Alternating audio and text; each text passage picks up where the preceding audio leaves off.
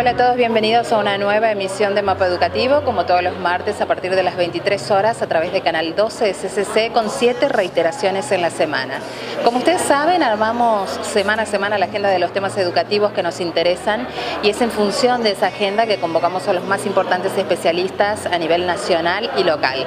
En el marco del 53 curso de rectores organizado por el Consejo Superior de Educación Católica, se ha tratado en la jornada de representantes legales las implicancias del nuevo Código Civil y Comercial en las instituciones educativas en cuanto a la responsabilidad civil, uno de los temas que más preocupan a las instituciones educativas. Estamos con la doctora Mónica Ayerbe, que ha sido la disertante de esta conferencia. Mónica, bienvenida a Mapa Educativo. ¿Qué tal? Encantada.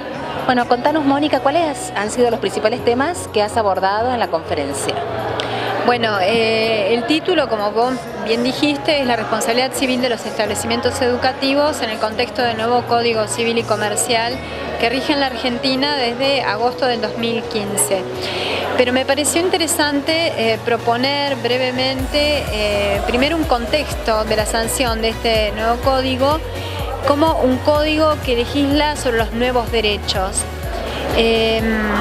Bueno, hablé específicamente sobre cómo estos nuevos derechos están insertos dentro del contexto de convencionalidad, porque la Argentina ha suscrito varios convenios internacionales y digamos comprometiéndose a la consagración de derechos del niño, de la vejez, de la adolescencia, niñez y adolescencia, de la vida, bueno, una serie de pautas que han hallado específica consagración en el Código Civil. Es un código, como se dice, constitucional y convencional. Pero a la vez implica importantes desafíos, sobre todo a la luz de la evidente reforma en materia de persona y de familia, ¿no? Porque siguiendo en línea con las reformas legislativas que se habían producido ya con anterioridad en el año 2010, se consagran nuevas formas de uniones convivenciales junto con la de matrimonio, que pues ya no es más matrimonio entre hombre y mujer, sino entre contrayentes, o sea, pueden ser personas del mismo sexo, cambia el término y la identidad misma, ¿no? Y con ello, bueno, muchas reformas que van a tener una gravitancia muy importante en la vida de todos los argentinos. Entonces, me preguntaba en este contexto de consagración de nuevos derechos a nivel internacional, hasta qué punto muchas veces hay una exacerbación de un individualismo. Entonces, muchas veces el hombre moderno tiende a esta exacerbación de los derechos que lo lleva a un desmedro del sentido de la responsabilidad como contrapartida. Entonces, un poco analizar o cuestionarnos acerca de estas cuestiones, y propuse también como un índice temático 2 discursos de los últimos 2 papas, de Benedicto XVI y de Francisco I. El primero lo había pronunciado ante el Congreso del Reichstag, el Parlamento alemán de su país, y el segundo Francisco ante la ONU en el año pasado, en el 2015. Y en ambos casos yo creo que estos papas vienen poniendo la atención en esta cuestión de una proliferación quizá exacerbada de nuevos derechos, que a veces algunos de ellos pueden llegar a ser falsos derechos, o por lo menos no siguen en línea con el ordenamiento jurídico tradicional sobre el que descansó la vida de Occidente durante siglos, hasta, diría que esto se produjo un tembladeral, digamos, en la segunda mitad del siglo XX, sobre todo a partir de 1970. Contanos, Mónica, a partir de todo esto que tantas modificaciones va a tener en la vida de la persona, en la configuración de la familia, las implicancias en el sistema educativo, ¿cuál sería una manera consciente y a la vez moderada de poder incorporar este texto, estudiarlo, analizarlo y trasladarlo a un proyecto educativo que está en marcha, que funciona desde hace siglos de una manera y que ahora debe incorporar nuevas denominaciones, nuevas identidades y nuevas formas de mirar la realidad? Sí, yo creo que la escuela, a través de los planes educativos y las currículas, está bastante ayornada con estas cuestiones, o sea, porque lo vive a diario, ¿no? Vive a diario con estas nuevas realidades estas nuevas formas de familias y de sociedad, este pluralismo. Y quizá la invitación que en mi caso personal yo propongo es a no temer, ¿no? Primero no temer, no mirar la realidad como una enemiga, sino estar abierto al nuevo desafío, porque es la realidad. La realidad yo que considero y tengo la certeza de que es positiva en sí. Entonces, o sea, no temer, abrirse a todas estas nuevas circunstancias y prepararse, y sobre todo prepararse también por el segundo panorama que yo abordé en la segunda parte de mi exposición, que son las responsabilidades. El colegio afronta desde hace mucho tiempo, porque la legislación ya venía en línea con esto, el colegio está llamado a tener una responsabilidad civil frente a los daños ocurridos a los chicos adentro del colegio, que digamos, son bastante duras, se podría entender, en el sentido que es una responsabilidad de tipo objetiva y que recae directamente sobre el titular del establecimiento. Y a la vez los docentes, esto a veces les genera bastante inquietud en la tarea diaria frente a las responsabilidades, las demandas judiciales y ese tipo de cuestiones. Entonces abordamos un poco también distendiendo sobre estas cuestiones, casos jurisprudenciales y bueno, ponernos frente a este hecho que es una realidad, que el Código dice que la responsabilidad civil frente a los daños ocurridos por los alumnos dentro del colegio o en una actividad así sea extracurricular es de tipo objetivo, y uno solo se exime probando que, digamos, fue inevitable la cuestión.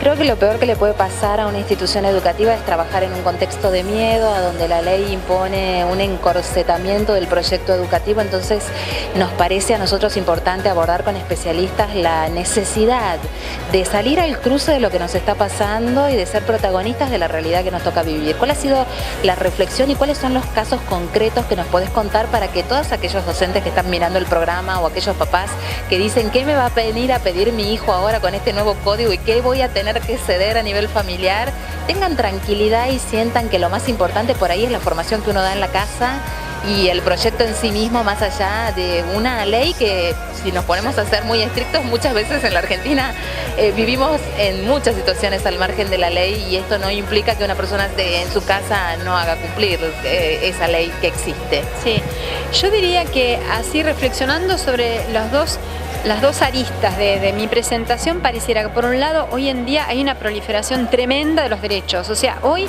en día los chicos son conscientes de la inmensa cantidad de derechos que tienen, y esto a los padres les causa temor, también a los maestros, ¿no?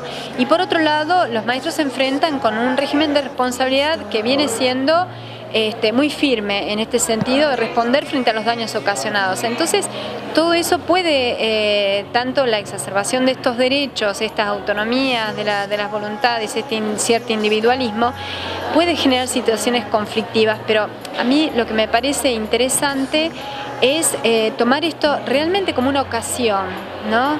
Estamos ante un cambio paradigmático en el mundo, esto es indudable.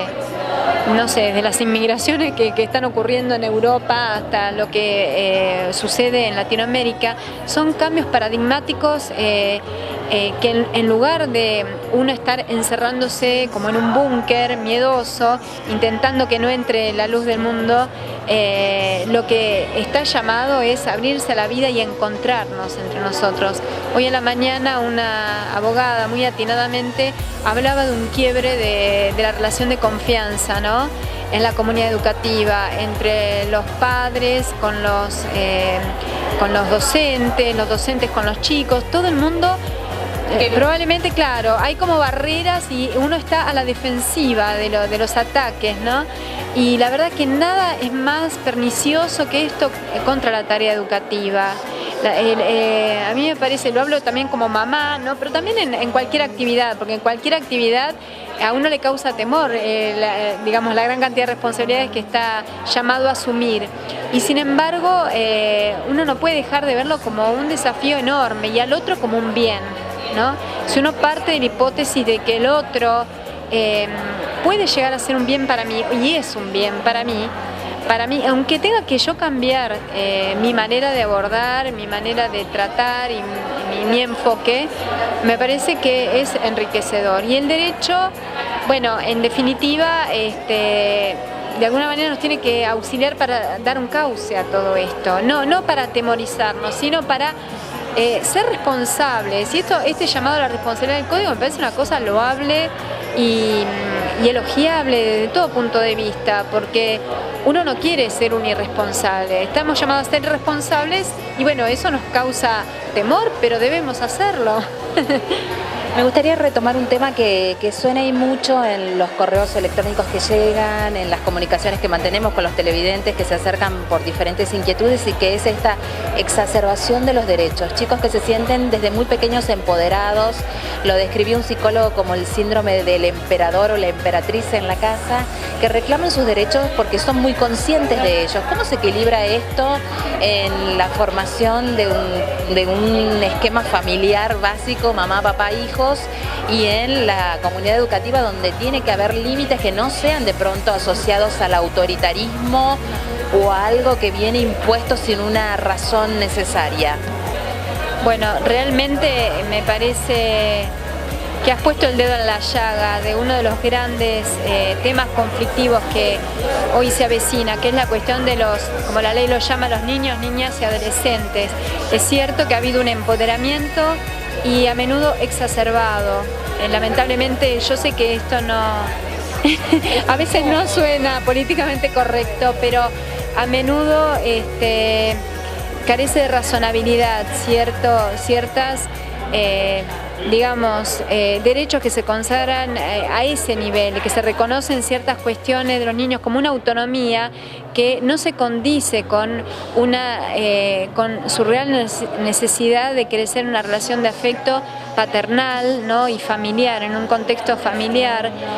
Hoy se brega mucho por una autonomía, a mi gusto, demasiado anticipada, cuando no está el contexto de madurez afectiva y espiritual para poder llevarlo adelante, claro. Entonces, pienso que ese es un ejemplo, ¿no?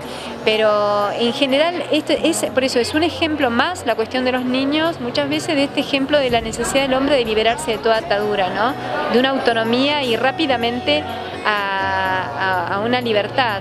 Y de pronto la verdad que se han quebrado los vínculos. Entonces esta relación de vínculo, de confianza que se ha quebrado en la escuela, no se ha quebrado solo en la escuela, se ha quebrado respecto de todo. Hoy un papá muchas veces me parece que ha resignado su propia autoridad y por eso tampoco puede reconocer una autoridad en la escuela. Por eso de alguna manera algunos maestros o profesores se quejan de que desde la casa por ahí se boicotea, ¿no? Esa autoridad, pero es razonable, es lógico que eso ocurra cuando de pronto el padre mismo tampoco vive con, digamos, toda la potencia y la riqueza de, como vos decís, de una autoridad que no caiga en el autoritarismo, pero es autoridad al fin, y es una autoridad que es necesaria para la relación educativa y es, digamos, debe volver a ser vista como algo rico, como algo rico, como algo... Me gustaría ser muy delicada en este tema, abordarlo desde, digamos, la postura en la que celebramos que tantos derechos largamente postergados se hayan logrado. No significa hablar de este tema, no reconocer estos derechos, pero sí poder encontrarnos con un modelo de sociedad a donde distingamos que hay roles y que estos roles requieren de ciertos límites y de derechos y también deberes, que es una palabra que ha sido un poco olvidada. Creo que mencionamos mucho los derechos y muy poco, y en muy pocas ocasiones, los deberes que tenemos que asumir los niños, los adolescentes, los docentes y todos los que formamos parte de la sociedad. Sí. Mira, vos sabés que, o sea, yo he leído bastante a un sacerdote católico que él dice que la verdad es que hoy uno advierte por todos lados como un problema ético, este problema que vos estás formulando de una falta de conciencia de la responsabilidad. O sea, todo el mundo es consciente de los derechos, pero nadie habla de deberes y nadie quiere ni siquiera mencionar esa palabra. Y de hecho cuando la mencionan nos causa mucho temor. Pero la verdad que yo creo que la crisis hoy, y lo digo por experiencia propia, es más antropológica que ética, es ante todo antropológica. O sea, ¿qué es el hombre, no? ¿Qué pasa con este hombre que necesita este nivel, que nada tiene fin, ningún derecho los hace y no lo vas a hacer nunca? Porque ¿quién soy yo, no? ¿Quién es el otro? O sea, me parece que la gran crisis está realmente a este nivel, a un nivel antropológico existencial. Entonces, muchas veces procuramos que el derecho o el ordenamiento jurídico, o que los demás reconozcan que yo tengo derecho a tales y cuales cosas, me va a brindar una felicidad que de pronto no es capaz de brindármela. Porque una vez que me la consagren voy a seguir necesitando, porque soy necesidad de... Vamos a abusar de tu buena predisposición y de tu presencia aquí en Tucumán y aprovechar para preguntarte qué cambia en la vida cotidiana de familias que tienen inconvenientes porque han sido disueltas por la separación de los padres y están muy temerosas ante la incorporación del nuevo Código Civil en cuanto a cuestiones relacionadas a tenencia, régimen de visitas y qué pueden exigir los chicos desde muy pequeños que cambien las reglas del juego que tenían pensadas para esta reconfiguración, para esta familia ensamblada, para estas cosas que están apareciendo a nivel social. Bueno, mira, ante todo decir que pido perdón porque no soy especialista en derecho de familia, yo soy juez en lo contencioso administrativo, pero bueno, digamos, no quiero pecar de dar una respuesta que por ahí no satisfaga de manera acabada, digamos, conforme a las líneas del nuevo código, pero en líneas generales, ciertamente, este código habla del derecho del niño a ser oído, entonces la figura del niño es fundamental, o sea, la voz del niño, niña o adolescente es fundamental en todas estas cuestiones terribles y dolorosas que son los regímenes de tener, bueno, que no, de asignación, ¿no? De tenencia y bueno, pero eso sería la única cuestión distinta. En general no hay grandes cambios, digamos, que signifiquen un quiebre con los conceptos anteriores, si bien es el juez el que determinará en cada caso, siempre velando por el interés superior del niño, ¿no? Eso es lo que la norma indica, la Convención Internacional de los Derechos de Niños, Niñas y Adolescentes, la Ley de Protección de los Niños, Niñas y Adolescentes, indica como paradigma, digamos, y principio básico la defensa de ese interés superior del niño. Con ese interés hay que medir, digamos, cualquier tipo de solución. Desde tu especialidad, ¿cómo analizás la incorporación progresiva de este nuevo Código Civil y Comercial y las injerencias que va a tener en la responsabilidad civil de las instituciones educativas, tanto para los docentes, los directivos de los colegios, como para las familias? Bueno, en materia de responsabilidad civil, el Código Nuevo es el artículo 1767, no varía en profundidad lo que ya había establecido una anterior reforma en el año 1997. O sea que se consagró una responsabilidad de tipo objetivo en cabeza del titular del establecimiento educativo en caso que ocurra un daño en el que esté involucrado ya como causante o como, digamos, víctima un niño. Es decir, que en ese sentido no cambia en mayor medida y es una responsabilidad, ya digo, objetiva y solo se exime de responsabilidad si se acredita un caso fortuito. La cuestión está igual, simplemente se fortalece la idea de que debe haber un seguro de responsabilidad civil. Todo esto apunta a evitar que estas cuestiones litigiosas suscitadas a raíz de daños ocurridos dentro del colegio o por una actividad escolar impidan ese clima de tranquilidad y de paz y de relación educacional que debe primar, ¿no? En esta intacta, ¿no? Como decíamos, esa relación de confianza que no debe ser quebrado porque, bueno, alguien inicie un juicio por algún evento dañoso, ¿no? Pero en líneas generales el código mantiene lo que se venía sosteniendo en la anterior reforma. Mónica, por último, el balance de la participación de tu persona en este curso de rectores y específicamente en la jornada para representantes legales. Bueno, no, ante todo yo soy una agradecida de haber sido convocada porque soy ajena a la tarea educativa.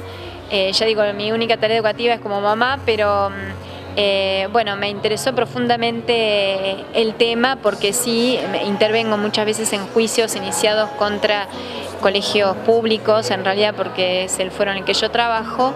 Y es muy difícil ver, es cierto, la responsabilidad de los docentes, es una misión tan delicada y a la que yo agradezco tanto, pero bueno, que no tienen que temer, hay que actuar con responsabilidad y la ley está para protegerlos, todo tiende a evitar quebrar ese clima en el que debe reinar realmente la tarea educativa, debe primar, digamos, el tesoro de lo que tienen entre manos. Y bueno, estas contingencias son atendidas por la jurisprudencia, yo estimo que de una forma bastante prudente. Bien, bueno, Mónica, muchísimas gracias por tu presencia en Mapa Educativo, ha sido un placer contar con vos en esta charla por estos minutos. Muchísimas gracias a vos. Bueno, Mónica, muchísimas gracias por tu presencia en Mapa Educativo, por este tiempo para contarles a los tucumanos y a la gente que nos ve a través de mapanet.com.ar todo lo vinculado a tu disertación. No, a vos muchísimas gracias y bueno, ha sido un placer estar acá con ustedes, gracias a Tucumán, una ciudad bellísima que tuve oportunidad de caminar un poquito anoche. Bueno, gracias.